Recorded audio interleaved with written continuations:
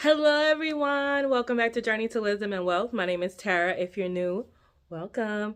If you're not new, welcome back. You know, you're the part of the what? Grateful gang, gang, gang. Grateful gang, gang, gang, gang. Grateful gang, gang, gang. Grateful gang, gang, gang, gang. If you're not a part of Grateful Gang, we'd love to have you over here.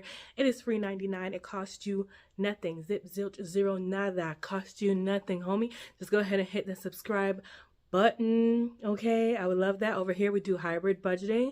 I do Google Sheets with my everyday budget and tracking with some sinking funds, as well as do cash stuffing of my variable expenses, and I'm tracking my expenses in my A5 planner.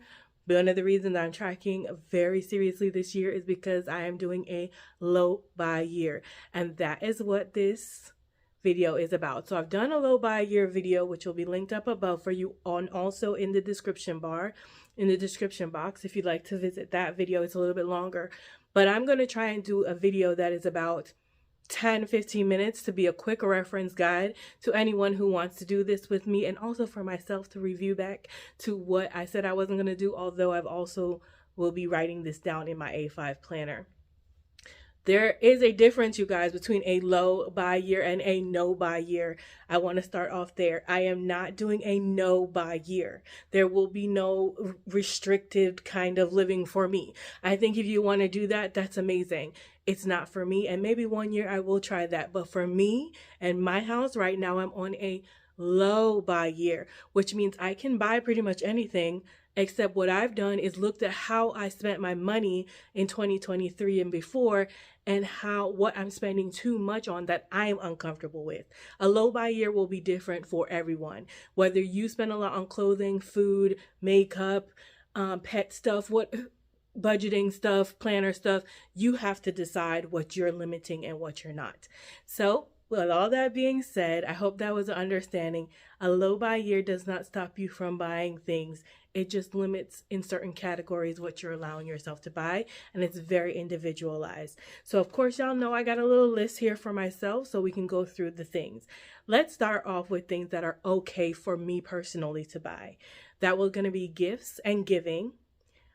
I want to graciously give. That is still open for me to spy on. I can send money to charities. All that's okay. Of course, bills and expenses are okay to buy, to purchase and spend money on. Consumables or empties, so anything like lotion, body wash, things like that. Experiences that I actually want to do. I'm going to start practicing my no. If I don't want to do it, I'm not going to say yes to it. Well, that rhymed. Anyway, if it's a yes for me, then experiences that I want to try are okay to buy. I'm just rhyming today, y'all. Budgeted travel is okay. Or if there's money in the travel budget for an experience that I can go, then absolutely that is okay. YouTube. So of course if I want to do giveaways and I need to send things out, that's for postage, for giveaways, for post office box, for saving for a camera, saving for all the things for my YouTube, I can definitely buy those things. Self-care is very big. My word of the year is balance. So I want to make sure I'm not too super focused on low buy, don't spend. I need to have balance overall in my life. And so self-care, eyebrows, pedicures, makeup, personal items, getting nails if I feel like it, that is okay as well. Furniture, plants, anything necessity for my home is also going to be okay. Right now, I'm just about to hit 2 years, if I just didn't hit it already. 2 years coming up in a few days of being in my home. So I don't even have a dining table, you guys. I need a new bed frame for my bed. I'm not going to not buy those things because I'm on a low buy. But what I will be is very mindful about decor items that I don't actually need. The next and last thing on my okay to buy list right now are 2 salon appointments for my hair. Like I said, self-care is very important to me. So salon appointments, like getting a trim, getting a press, just getting there, those are okay to spend on. If you think I forgot anything that's okay to spend on, definitely let me know down below. Of course, anything like family events also sit under experiences. So I think I've got it covered. But if you're going to join me and this year, let me know if you thought of anything. Let me know if you're going to join me. And let me know if you thought of anything that I missed. Now let's get on to our limited or low buy items. So when it comes to that, I'm actually allowing myself 20 to 25 items of whatever. Like, if I just felt like it, if I thought it was cute, I don't want this to become a lack mindset thing. So I want to allow myself those things as well. I'm allowing myself 20 to 25 items, and those probably should have been under their okay to buy section. But those are just because I wanted it. I can buy 20 to 25 things. And yes, I will be keeping a list of those things. And then number 2 is a Bath and Body Works is a seasonal trip. I am limited to one trip to the store seasonally. I didn't say one item. I said one trip to the store or online seasonally. So I'd have to stock up, and then I'd have to have money for it, but I'd also have to stock up for it.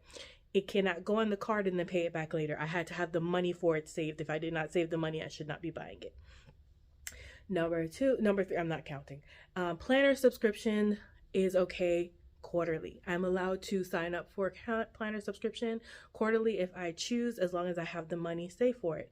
Also, the same thing, I'm allowed to make one planner order seasonally. I'm allowed to look and buy one order from one store, I guess, one store, and that's it. Like, and then I'm done for that season or that quarter. Gift cards, I can have gift cards. Gift cards are fine. If I'm given a gift card, if I earn a gift card through Fetch or Merrifield, I can use those on whatever I want. But again, being very mindful of what I'm using these things on. If I don't need it, then don't just buy it because I have the gift card. Only buying clothes, shoes, or anything like materialistic if it is actually in need of it. So if my shoe breaks, or if my jeans get a rip in between the thigh, because girl, thighs, you know, we got some thin thighs meats over here. So if they rub and I can't patch it or fix it or whatever, those things will get bought. We're not going to walk around here looking like holy moly. We're not doing that. We're not trying to have some kind of woe is me mentality to look looking crazy. We will look presentable and put together. Yes, we will. So those things will be changed out and bought if they need to be. One, also with eating out. So really, I have learned to control most of my spending over time. I used to be so bad with sales and things like that. However, the one area that I looked at my budget when I looked at all my purchases on my credit cards from 2023 was eating and snacking and things like that. So I am limiting my amount of buying. I'm low buying with food. That's my main category. So I'm only allowed to eat out once per week.